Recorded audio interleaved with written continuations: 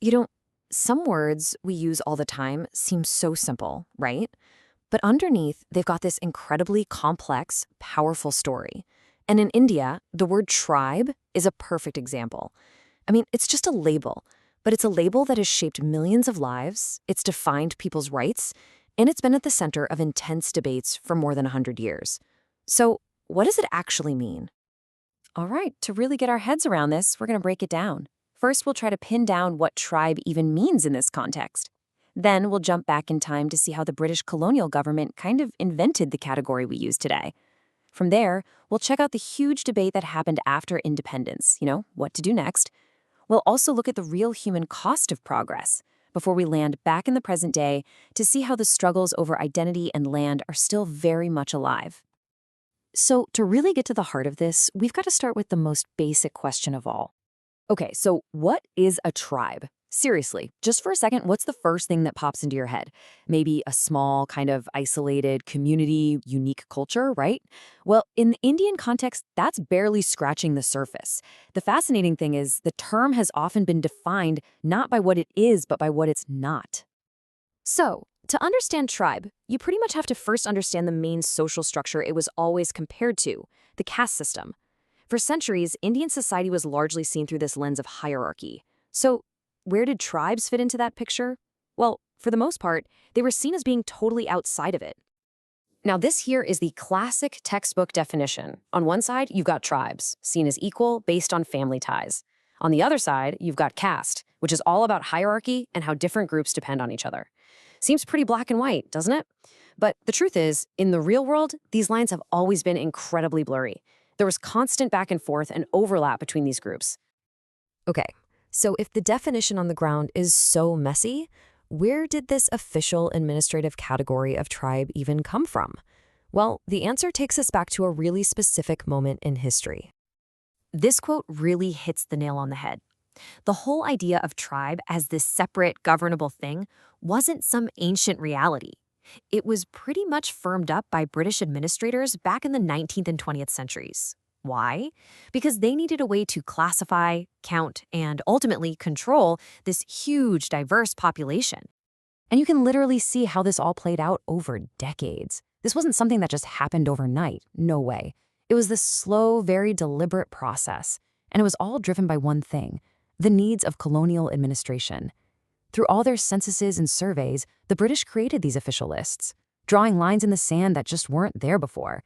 They were, for all intents and purposes, creating boxes and then deciding who fit inside them. So the really crucial thing to get here is that the rules for being put in the tribe box were, well, they were all over the place, often vague, super inconsistent. They'd use things like animism, which is the belief that objects have spirits, plus where people lived, and some pretty subjective ideas about being primitive to separate them from the Hindu majority. It ended up being much more of an administrative shortcut than a scientific fact. Okay, flash forward to 1947. India is independent. Its new leaders are facing this enormous question: what do we do about these communities that are now officially labeled as scheduled tribes? And right away, two totally different ideas came to the forefront. So on one side, you had this anthropologist, Verrier Elwin. He argued for protecting tribes by basically leaving them alone. He was terrified that contact with the outside world would just lead to them being exploited and their unique cultures being wiped out. But on the complete opposite side, you had the sociologist G.S. Gurrier. He saw tribes as just backward Hindus and thought the only way forward was for them to be completely absorbed into mainstream society. In the end, India's first prime minister, Jawaharlal Nehru, and the people who wrote the constitution, they said no to both extremes. They didn't want to turn tribal areas into living museums, but they also didn't want to force anyone to change their way of life. So they chose a middle path, a policy of integration. The goal was to bring development and new opportunities while also putting special protections in place to help preserve cultural identity. So that was the vision, right? But what did integration and development really look like when the rubber hit the road? And maybe more importantly, who ended up paying the price for all this progress? The hard truth is that building a modern industrial nation meant huge projects. We're talking massive dams for electricity, mines for minerals, factories, the whole shebang.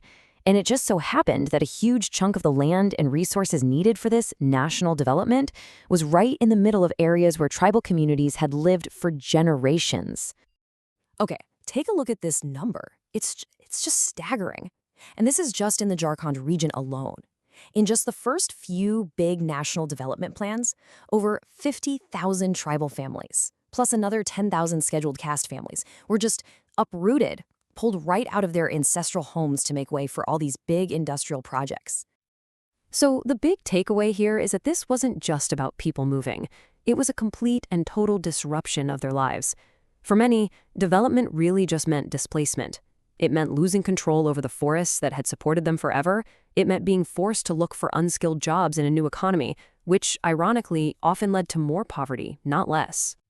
And that brings us right up to today, because the legacy of this whole story of colonial labels and post-colonial development projects, it's still defining the fight for identity, for land, and for the future of these communities. Now, as a response to all this history, many groups have started using the term Adivasi to describe themselves. And that's a really powerful political statement. It literally means original inhabitants. By using that word, they're laying claim to a historical right to the land, and they're connecting their own local struggles to this bigger global movement for Indigenous people's rights. But here's where it gets even trickier. The official position of the Indian government has always been that, well, since pretty much everyone in India is indigenous to India, you can't apply that term indigenous to scheduled tribes in the same way it's used in, say, the Americas or Australia. And that remains a huge point of debate on the world stage. And this is really what it all boils down to, isn't it? What we've seen is that a seemingly simple word, tribe, is anything but. It's a colonial invention, it's a tool of post-colonial policy, and it's a powerful symbol of identity. And it leaves us with this really critical question to chew on. When a single label holds the key to people's rights, their resources, and even their place in history, who gets to be in charge of the definition?